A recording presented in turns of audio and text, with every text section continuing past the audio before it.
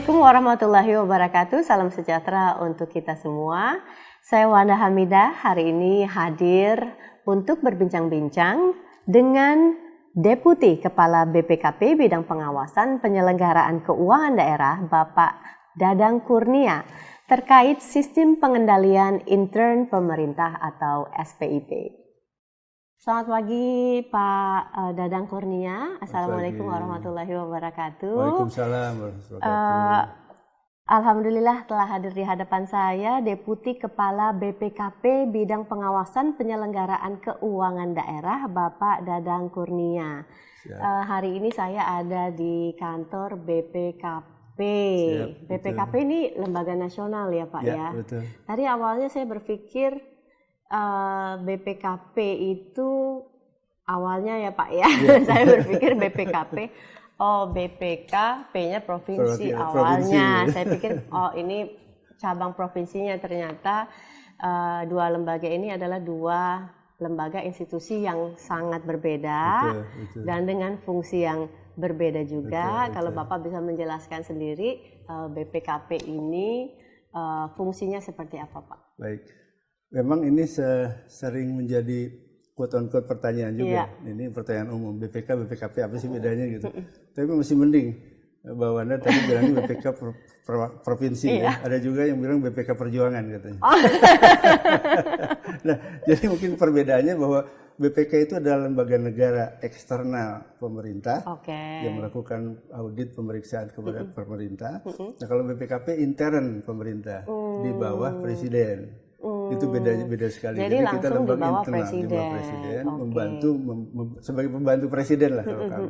Jadi kalau Bapak BPK, nanti lembaga ini melapor juga ke presiden ya Pak ya? Ya. Oke, jadi bukan ke DPR gitu. Jadi pantesan kita nggak pernah lihat BPKP dipanggil gitu. Kalau lembaga-lembaga lain kan mereka suka diskusi atau dipanggil kemudian diliput oleh media. Betul. Gitu. Tapi BPKP langsung kami, ke presiden. mitranya Komisi 11 karena keuangan. Betul. Biasanya kalau bicara anggaran, bicara apa. Kalau substansi juga kami beberapa kali juga diundang oleh kalau bicara substansi khas tertentu juga diundang oleh DPR. Komisi berapa gitu. Mereka juga suka mengundang kami, tapi bukan konteks mitra khusus ya. Kalau mitra khususnya kami Komisi 11 bersama dengan Kementerian Keuangan. Nah, fungsi internal ini bisa Bapak jelaskan seperti apa? Nah, internal kami membangun governance dari dalam, membantu. Nah, kalau BPK tadi mengaudit, menilai, nah kami membantu membangun supaya begitu BPK masuk kita udah siapkan. Udah bagus lembaganya. Intinya itu. Iya. Nah, dalam konteks tata kelola pemerintahan ada yang namanya SPIP, itu tadi ya Pak ya, pengendalian internal. Bapak bisa jelaskan lebih jauh? Baik. Nah, SPIP ini memang sistem pengendalian intern pemerintah, kalau by law, ini katakan terbitnya 2008 dengan PP 60 2008. Namun mungkin penjelasannya begini, nanti kalau dikatakan dengan BPK, sistem pengendalian intern pemerintah ini adalah sistem yang dibangun, dilaksanakan, diselenggarakan oleh intern pemerintah. Nah, BPK ketika mengaudit masuk dilihat dulu sistem pengendalian internalnya sudah bagus belum. Nah, itu bisa mempengaruhi nanti kalau Mbak Wanda pengalaman di DPRD ya, opini-opini itu bisa terpengaruh kalau SPIP-nya tidak bagus. Itu antara lain ya. Nah, kemudian jadi berarti SPIP itu bagus nggak bagus ada indikator dong ya? Ada.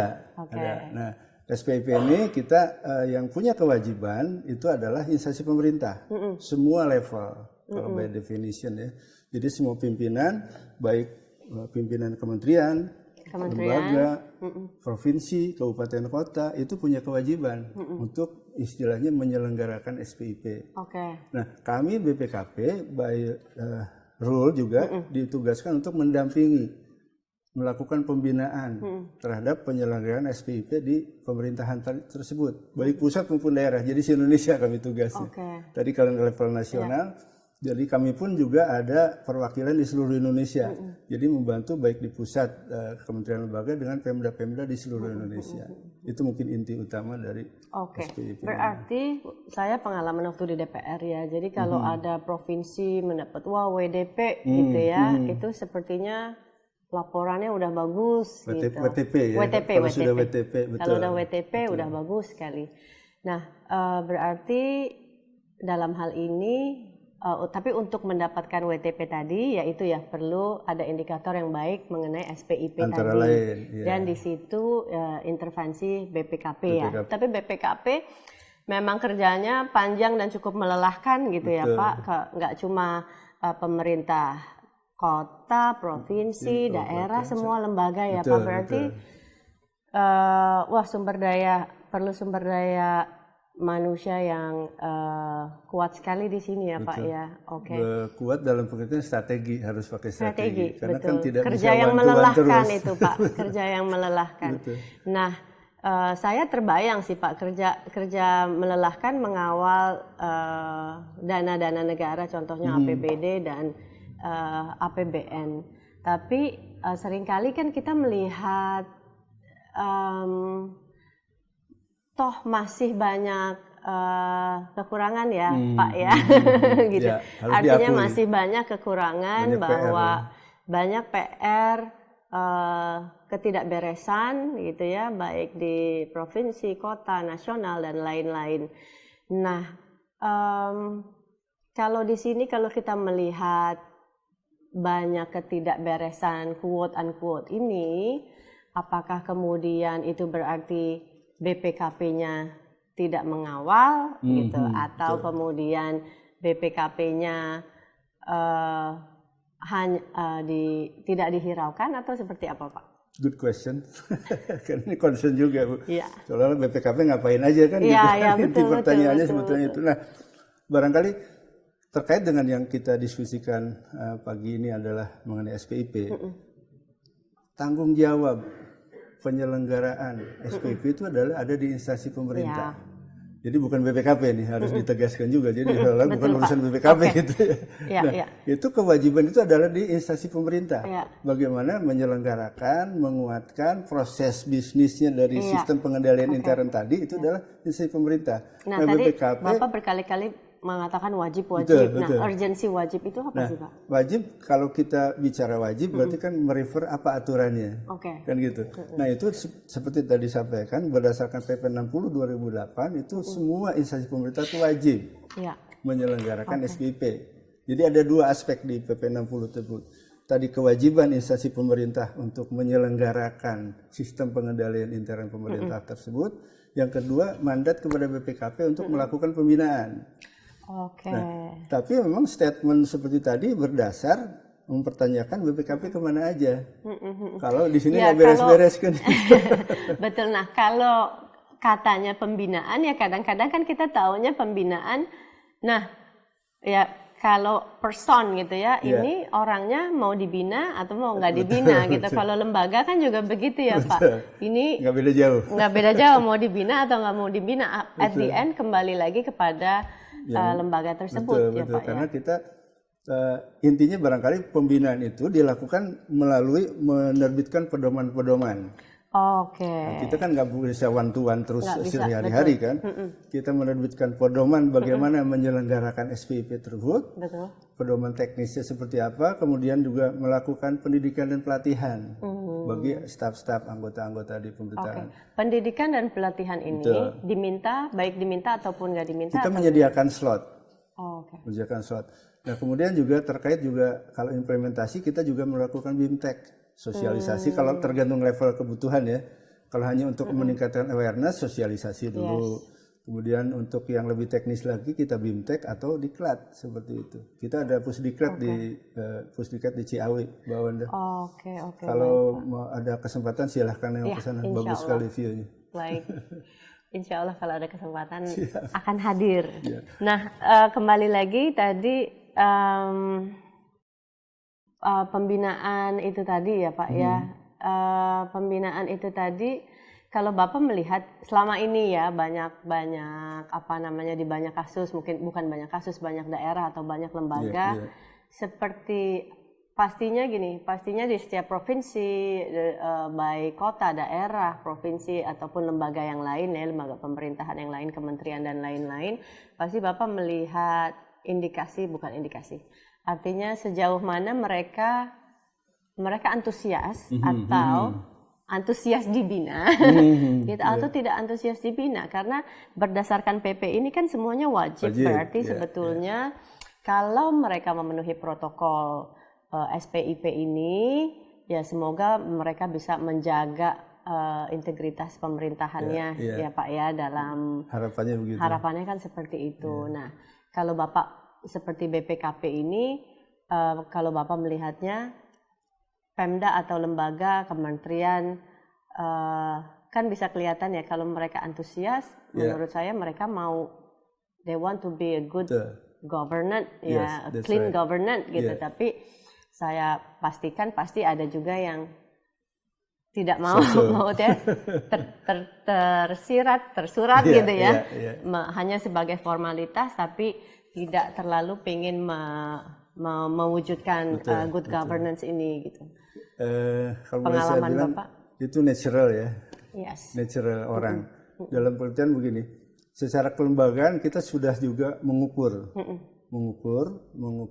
tadi supaya bisa comparable, berarti kan ada metodologi yang harus sama.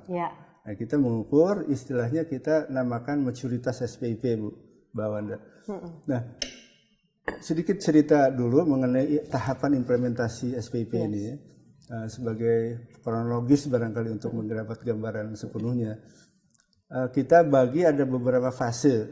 Pertama fase ketika terbitnya PP 60 2008. Itu 2008, katakanlah fasenya 2008-2010 lah. Ini PP baru terbit, baru dikenalkan, dalam pengertian sosialisasi dulu kita di situ, termasuk intern kita juga kan harus meningkatkan dulu kompetensi kita. Itu dalam pengertian sosialisasi. Kemudian fase kedua di sekitar 2010-2014 ya kalau dikaitkan dengan RPJMN. Di situ sudah mulai kita membangun infrastruktur istilahnya. Untuk bagaimana SPIP itu apa sih yang harus dilakukan supaya sistem pengendaliannya bagus. Nah, kita bikin pedoman, bikin itu, kemudian mendorong, intinya memang utamanya adalah komitmen pimpinan instansi pemerintah baik pusat maupun daerah. Nah, dengan fase tersebut kita coba infrastruktur apa saja yang harus dibangun supaya SPIP-nya bagus. Nah, itu dalam fase itu katakanlah 2010-2014 RPJMN pada waktu itu ya. Kemudian sesudah dibangun, diapain lagi nih? Kan kita harus ukur tadi. Nah, waktu itu kita sepakat pengukurannya, kalau istilah sistem ini sudah matang apa belum?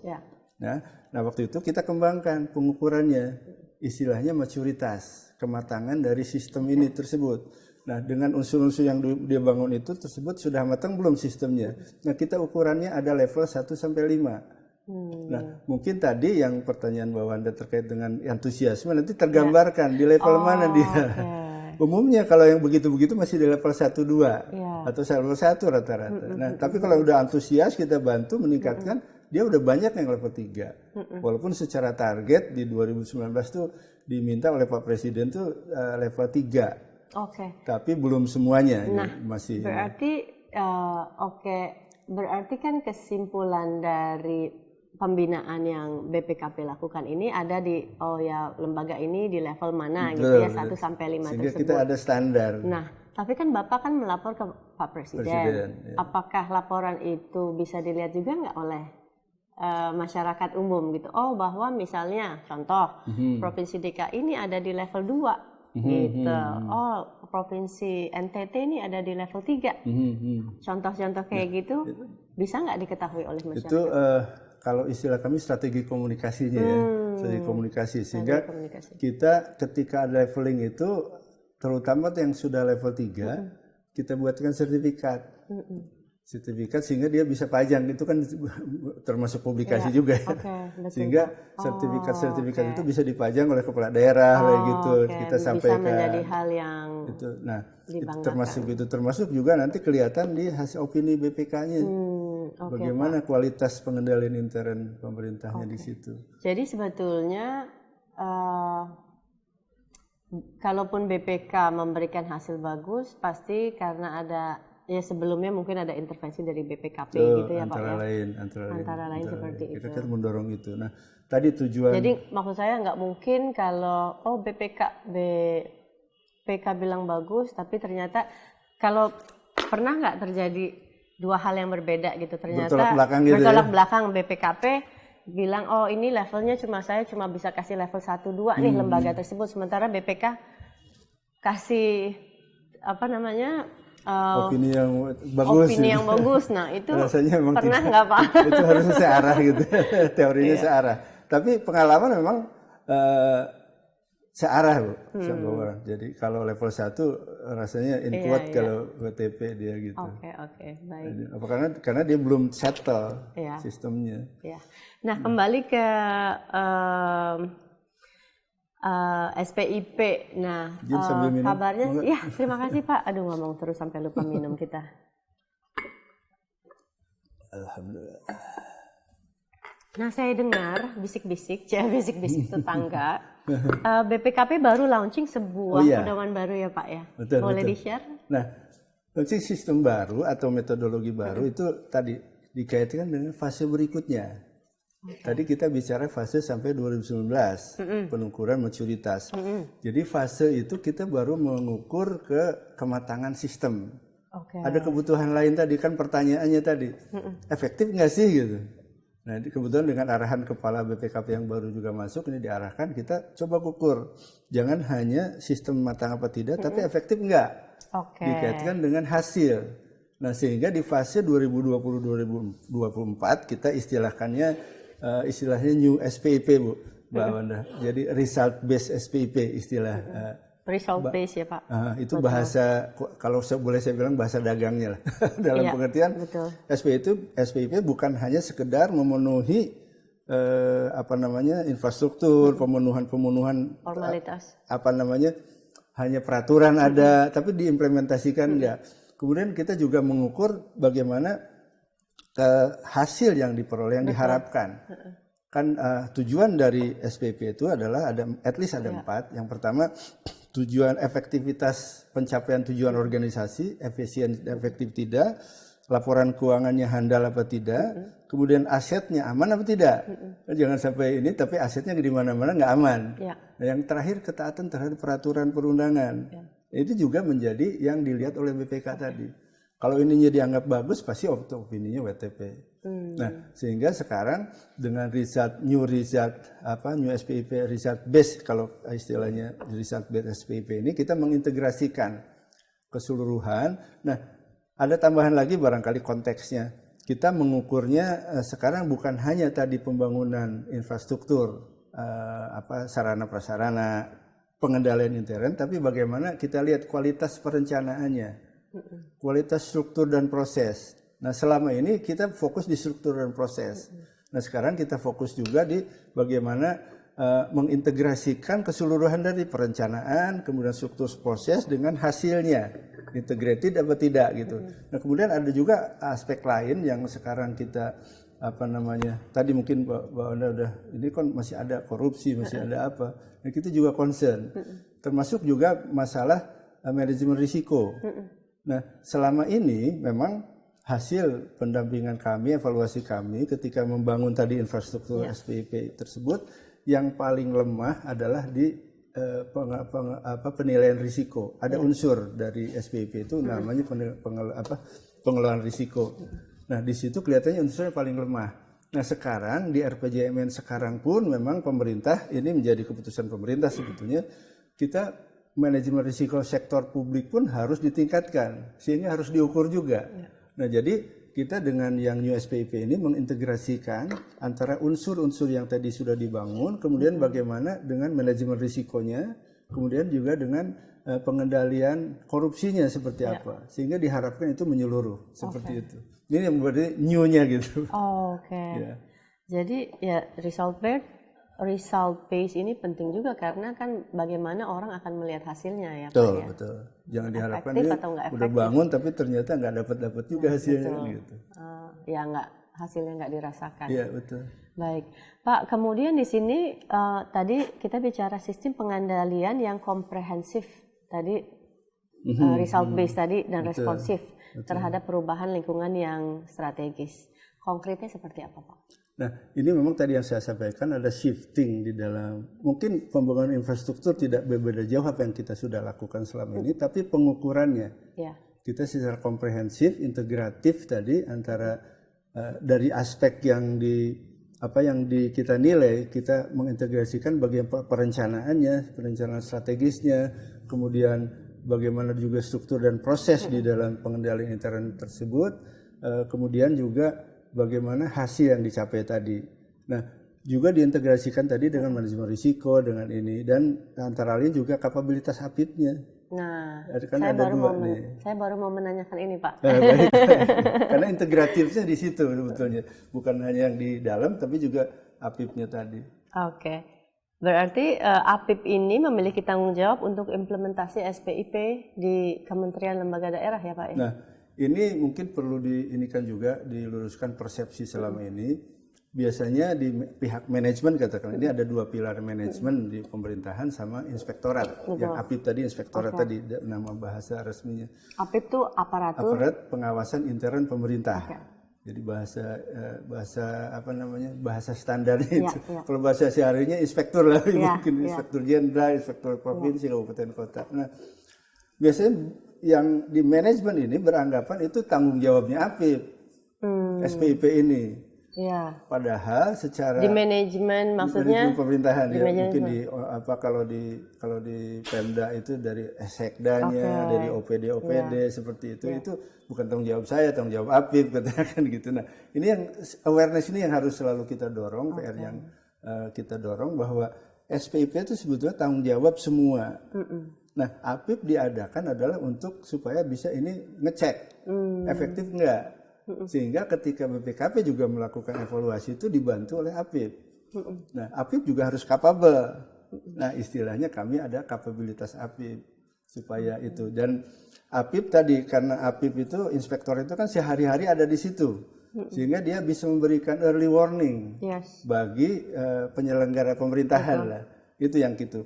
Nah, sehingga kami juga targetnya adalah membangun sistem pengendalian tersebut bukan hanya di manajemen tapi juga APIP-nya harus capable melakukan pengawalan tersebut. Sehingga fungsi early warning tadi kalau BPK kan di ujung. Nah, kalau inspektorat kan ada di sehari-hari. Ada di awal ya. Ada di awal, di jalan terus, di jalan review segala macam. Nah, kita bekali juga APIP untuk kapabilitasnya supaya bisa melakukan itu. Sehingga diharapkan memang kami harapkan istilahnya korupsi itu jangan hanya di punishment aja, tapi kita cegah. Prevention itu pasti cost-nya kan jauh lebih mencegah lebih baik daripada kalau udah terjadi. Kan, gitu juga. Ya kalau udah terlanjur terjadi ya udah pasti udah banyak yang rusak ya Pak ya, udah banyak yang rusak, udah banyak yang dirugikan dan lain-lain. Oke. Balik lagi ke APIP tadi kan yang dia ada di hulu tadi. Maksudnya ya of course mereka harus kuat ya Pak. Nah, mereka sejauh ini membaca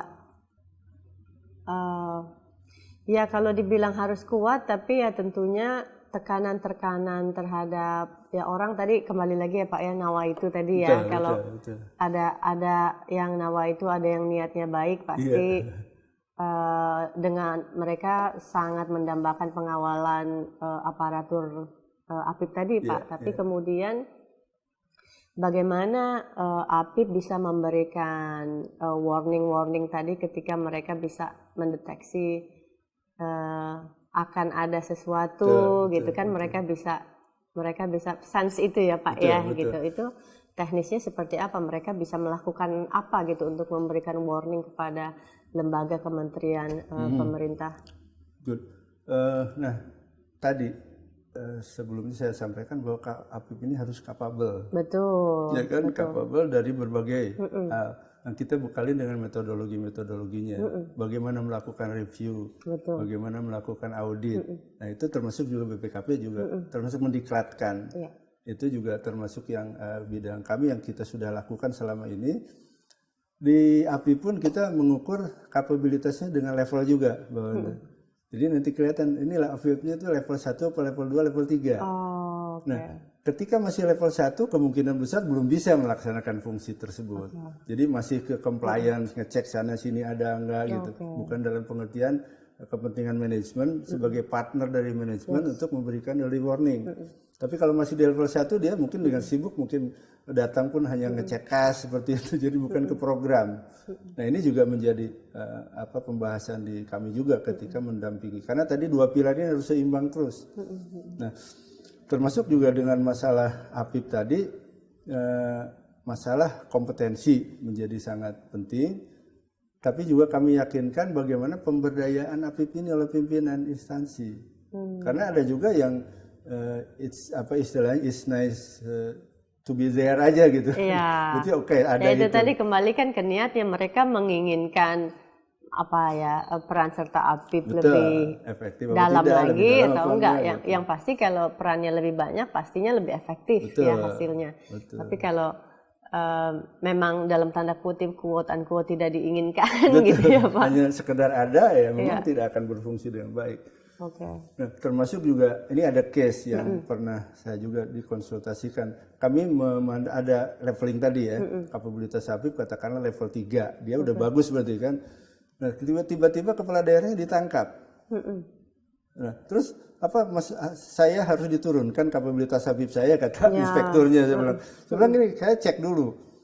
Anda sudah memberikan early warning nggak ke pimpinan daerahnya? Kan gitu kan, yang penting dia melakukan tugas. Oh sudah Pak, sudah melakukan ini, terus tertulis, pokoknya sudah disampaikan semuanya, sudah diingatkan. Kalau melakukan ini konsekuensinya ini, seperti itu. Nah kalau gitu kan sudah nggak bisa lagi. Mungkin kepala daerahnya lebih menurut ke pembisiknya kan, gitu. Sehingga dilakukanlah, ketangkaplah. Sehingga saya bilang saya tidak bisa menurunkan Anda dari level 3. Karena sudah melaksanakan tadi early warning. Dia sudah melakukan fungsi pengawasannya, sudah disampaikan, dikomunikasikan. Kalau masalah keputusan terakhir kan tetap di ada pimpinan. Betul. Seperti itu. Mungkin gambaran secara Pak, pengalaman. Kalau tadi saya sih kacamata awam ya Pak. Berarti kan early warning ini kan ya maksudnya bisa ditangkap oleh APIP ya Pak. Maksudnya kemudian memberikan early warning kepada lembaga pemerintahan dan lain-lain. Ketika kemudian mereka tidak menghiraukan gitu Pak, apa mungkin mereka bisa melapor? Nggak bisa juga ya, mungkin ya kan tadi lapor ke sekarang ini kebetulan presiden atau ini kan Bu, sebetulnya ada istilahnya PP 72. Apa tuh Pak? Di fungsinya di Kemendagri itu. Jadi kalau ada kepala daerah yang melakukan penyimpangan nanti APIP itu disupervisi oleh level di atasnya. Nah, bekerja sama dengan kami dengan BPKP. Jadi kalau ada penyimpangan yang terkait dengan kepala daerah di level kabupaten kota, nanti disupervisinya oleh APIP Inspektur Provinsi. Bekerja sama dengan BPKP. Nah, kalau penyimpangannya terkait dengan gubernur, nanti disupervisi oleh Itjen. Bekerja sama dengan BPKP. Jadi ada fungsi kita ngawalin terus. Supaya memang betul kalau memang karena dia di bawahnya kepala daerah, kalau menyangkut kepala daerah kan susah juga. Betul. Nah, sehingga memang sudah ada peraturannya sekarang dimungkinkan seperti itu. Dan kami juga sudah kerjasama dengan Kemendagri. Mitra utama saya, at least di Deputi Keuangan Daerah, adalah mitra utamanya di Kemendagri. Karena tekanan pastinya banyak tekanan politik ini Pak. Jadi kerja yang sangat tidak mudah untuk BPK, sangat BPKP. Iya betul. Saya juga membayangkan gitu. Pasti tekanan BPKP ini dalam memeriksa anggaran negara luar biasa ya Pak ya, nggak cuma dari eksekutif, mungkin dari legislatif dan lain-lain gitu. Jadi cukup berat, dibutuhkan APIP yang sangat tangguh di BPKP ini Pak. Oke, lanjut lagi Pak. Tadi Bapak menyebutkan pengelolaan risiko sebagai elemen dalam SPIP ini. Boleh dijelaskan Pak? Baik. Nah, selama ini memang mungkin waktu kita membangun struktur tadi SPIP selama ini memang kita belum mengukur belum mendalam lah mengenai pengelolaan risikonya. Nah sekarang dengan new result base ini kita betul-betul fokus juga bagaimana pengelolaan risiko yang dilakukan oleh pemerintahan, manajemen dan sudah dimasukkan di RPJMN tersebut ya Mbak Wanda. Nah kita coba risk management ini kita angkat. Ada levelingnya juga, dia ada manajemen risiko yang level strategisnya sama level operasional supaya lebih jelas terbayang gitu. Ini risikonya punya siapa sih sebetulnya? Kalau risikonya tingkat Pemda misalnya itu ada risiko strategis kan penanggung jawabnya kan siapa harus jelas. Nah begitu operasional yang OPD itu juga harus jelas dia tanggung jawab dia ada di mana.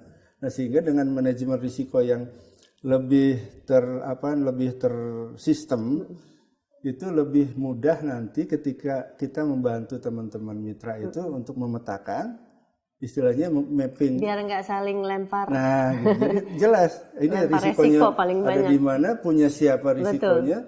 Kemudian juga begitu ada peta risikonya jelas, kita bagaimana memitigasinya, intervensi untuk bisa supaya katakanlah kalau bisa hindari risikonya, memedisnya seperti apa, dampaknya tidak akan terlalu besar.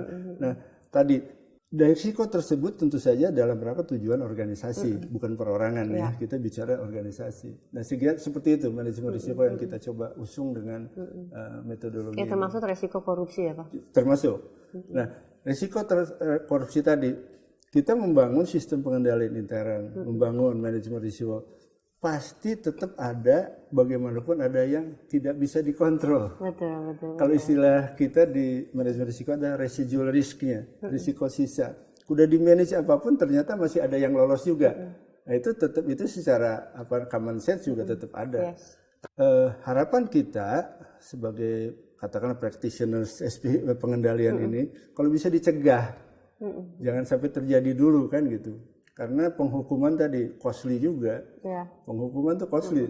Nah, kalau bisa kemudian bisa kembali ya Pak. Nah, kalau nggak kembali kan itu repot juga. Termasuk ya negara juga, dirugikan, kan? Rakyat dirugikan gitu. Nah, jadi tadi dengan ekspektasi membangun pengendalian sehingga akan lebih bagus lagi.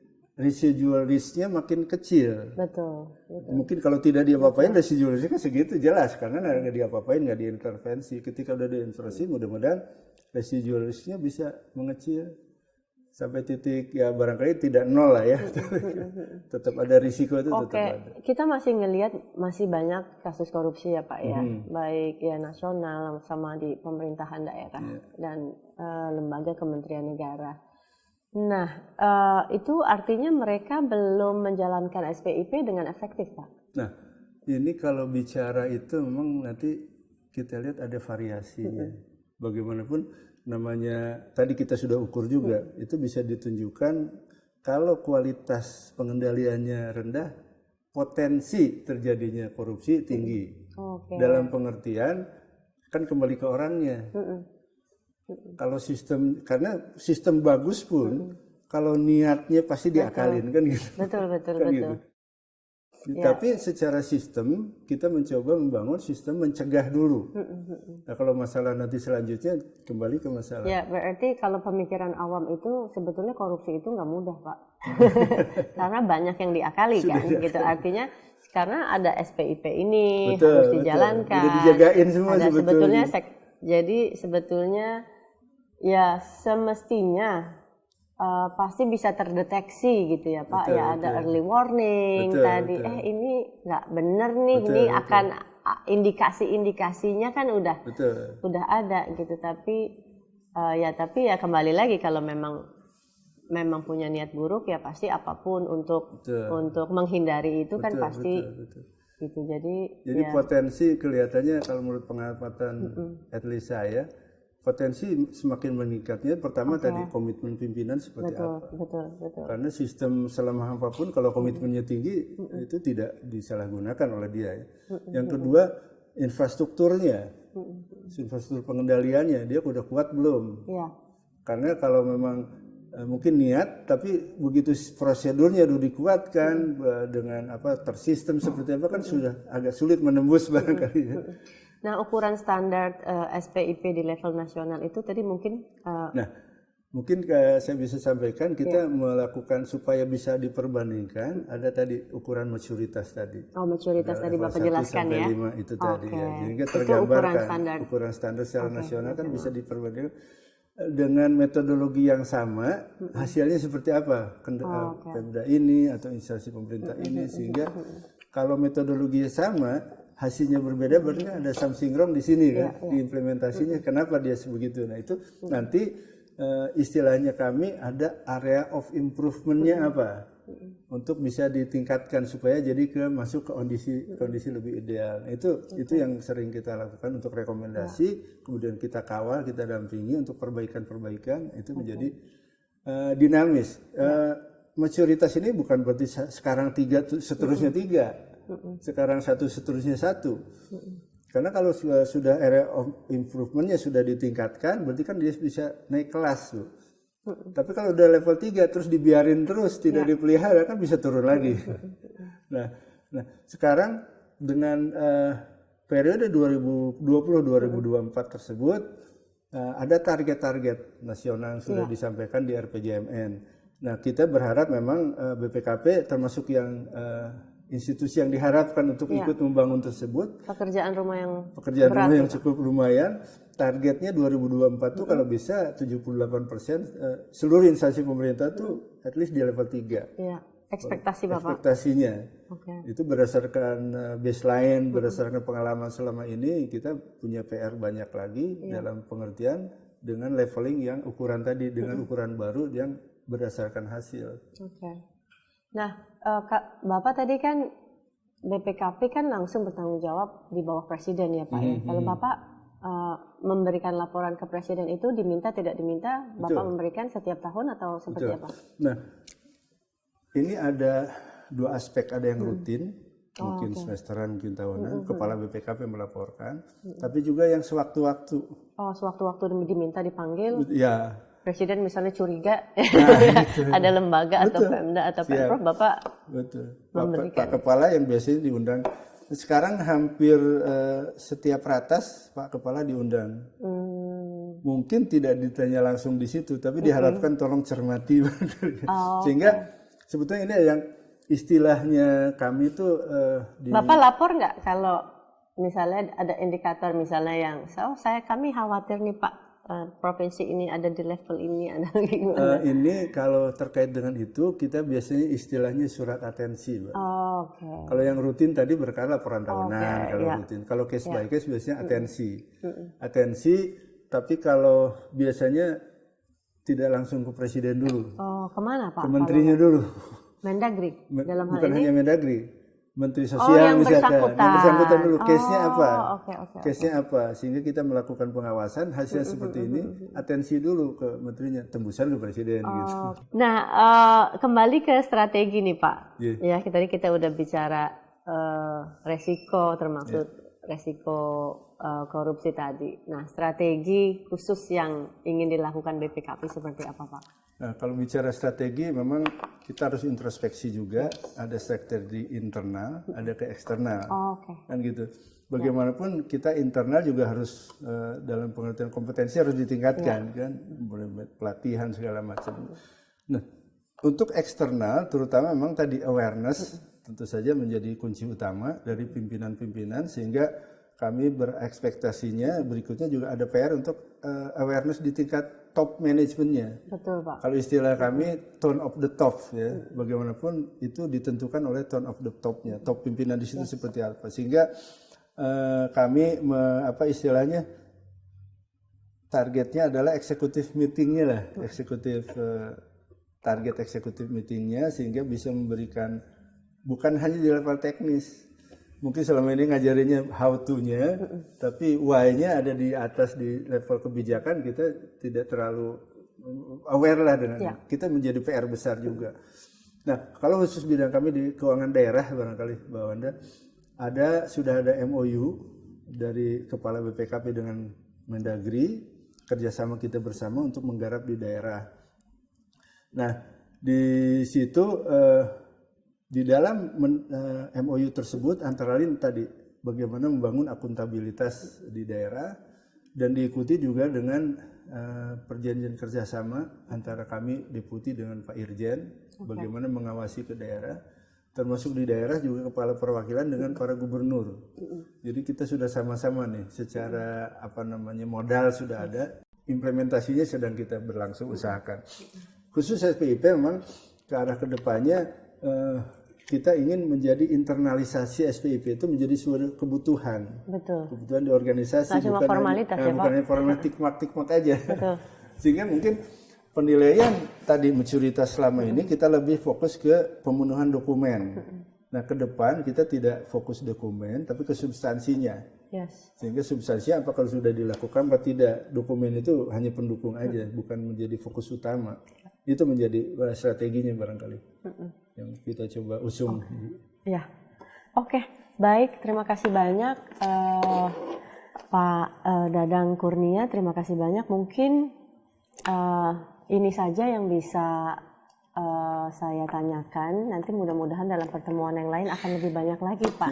Ini banyak sekali ilmu yang saya dapatkan mengenai BPKP dan kemudian mengenai